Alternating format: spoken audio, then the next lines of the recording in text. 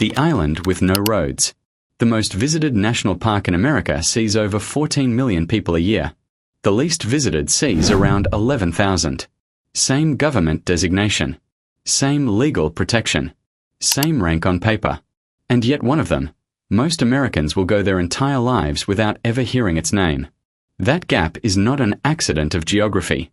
It is the story of an entire hidden layer of the national park system, places so remote, so difficult to reach, or so overshadowed by their famous cousins that they have quietly become some of the last truly wild spaces left in the country. No crowds funneling through visitor centers. No traffic jams for a glimpse of wildlife. Just land, largely left alone, the way most of the West and North once was before it became postcard material. This is the story of the national parks almost nobody visits, and why that might be exactly what makes them extraordinary. Isle Royale, wolves, moose, and 60 years of silence. Start in Lake Superior, 45 miles from the nearest mainland shore, where a single island roughly the size of a small city sits almost entirely surrounded by cold, deep water. Isle Royale has no roads. There are no cars anywhere on the island, not one, which alone makes it feel like stepping backward in time. The only way in is by boat or seaplane, a journey rough enough that many visitors turn back before they ever arrive. But those who make it find something researchers have studied for over 60 years.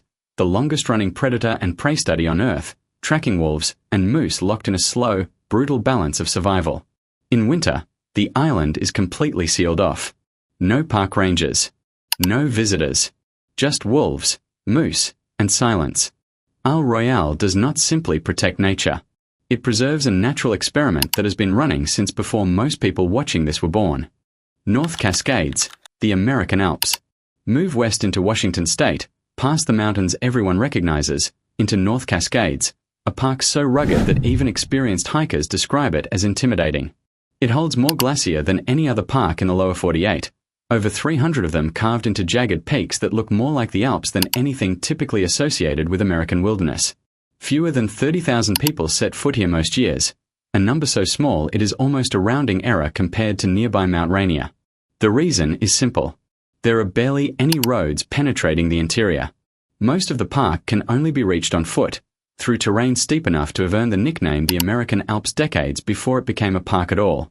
What that isolation buys is silence, ice, and one of the last unbroken alpine wildernesses in the country. Great Basin, desert peaks and 4,000-year-old trees.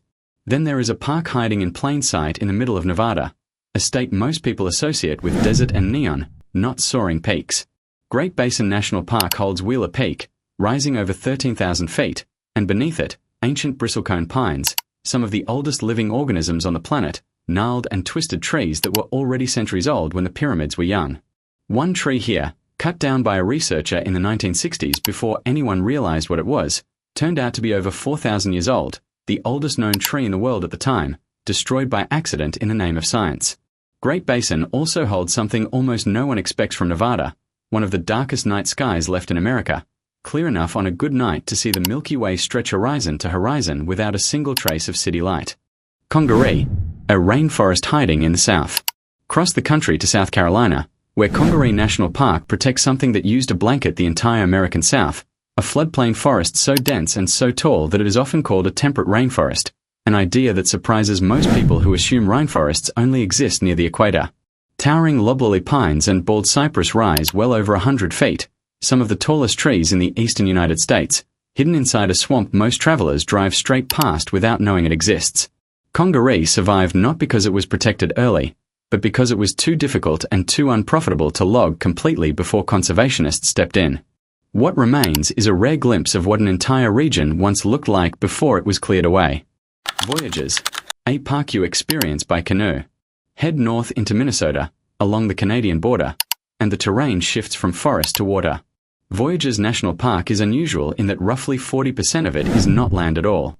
It is a maze of interconnected lakes, named after the French-Canadian fur traders who paddled these same waters centuries ago, hauling pelts across thousands of miles in birch-bark canoes. Most visitors here never set foot on a hiking trail, because the park is designed to be experienced by boat, gliding between islands, past loons calling across still water, through a landscape that has barely changed since those original traders passed through.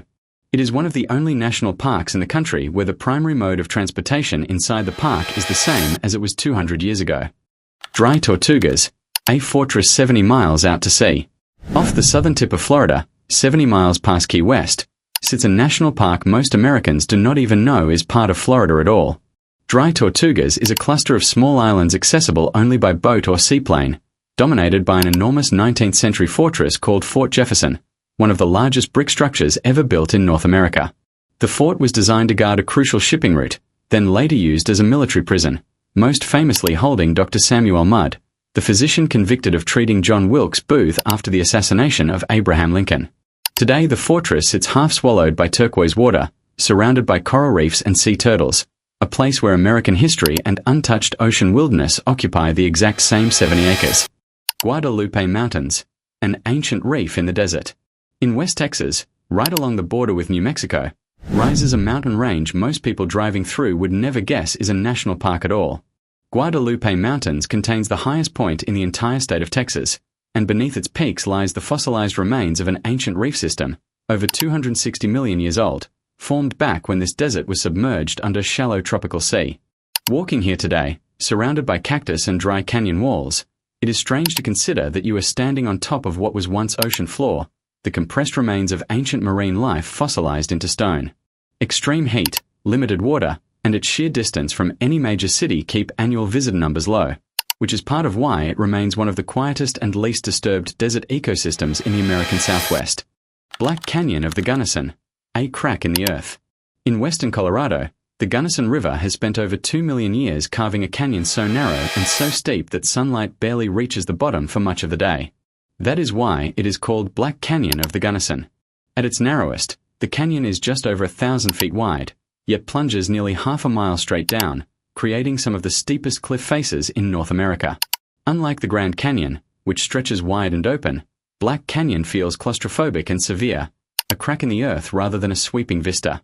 Rock climbers consider its walls among the most dangerous and demanding in the country, and most visitors do little more than peer over the rim, because descending into the canyon requires permits, ropes, and genuine wilderness skill most tourists simply do not have. Kobuk Valley, sand dunes above the Arctic Circle. Deep in the Alaskan Arctic, above the tree line, in a place so remote that no roads lead to it at all, Kobuk Valley National Park guards one of the strangest sights in the entire park system, massive sand dunes rising in the middle of the Arctic tundra. Formed by glacier grinding rock into fine sand thousands of years ago, then shaped by relentless wind, these dunes can reach temperatures over 100 degrees in summer, despite sitting just above the Arctic Circle. Twice a year, hundreds of thousands of caribou migrate directly through the valley, a spectacle that indigenous communities have depended on for thousands of years, and that almost no outsider will ever witness in person. Fewer than 2,000 people visit Kobuk Valley annually, making it, by a wide margin, one of the least visited national parks in the entire country. Gates of the Arctic, the park with no trails. Even further north, past the Arctic Circle, lies a park with no trails, no roads, no campgrounds, and no facilities of any kind. Gates of the Arctic is widely considered the most remote national park in the United States, reachable only by small aircraft or an extraordinarily difficult overland trek. It has no marked paths because the entire philosophy behind the park was to preserve a landscape completely untouched by development, a place where wilderness itself, not infrastructure, defines the experience. Fewer people visit Gates of the Arctic in an entire year than visit Yellowstone in a single afternoon. What waits for those who do make it is raw tundra, jagged peaks, and a silence so complete that many visitors describe it as unlike anything they have ever experienced. What the forgotten parks are really protecting. What connects all of these places is not obscurity for its own sake. It is what that obscurity has protected. Every crowded overlook and packed parking lot in the famous parks represents a kind of success, proof that Americans value their natural heritage enough to show up for it in the millions. But these hidden parks tell a different, quieter story, one about the land that gets left alone specifically because no road quite reaches it, no highway conveniently passes by, no marketing campaign turned it into a bucket list photograph. In an era where nearly every remarkable place on the planet has been mapped, filmed, and shared online within seconds, these forgotten corners of the national park system remain something increasingly rare. Genuinely undiscovered ground, still waiting, still wild, still exactly as difficult and beautiful as the day it was first set aside.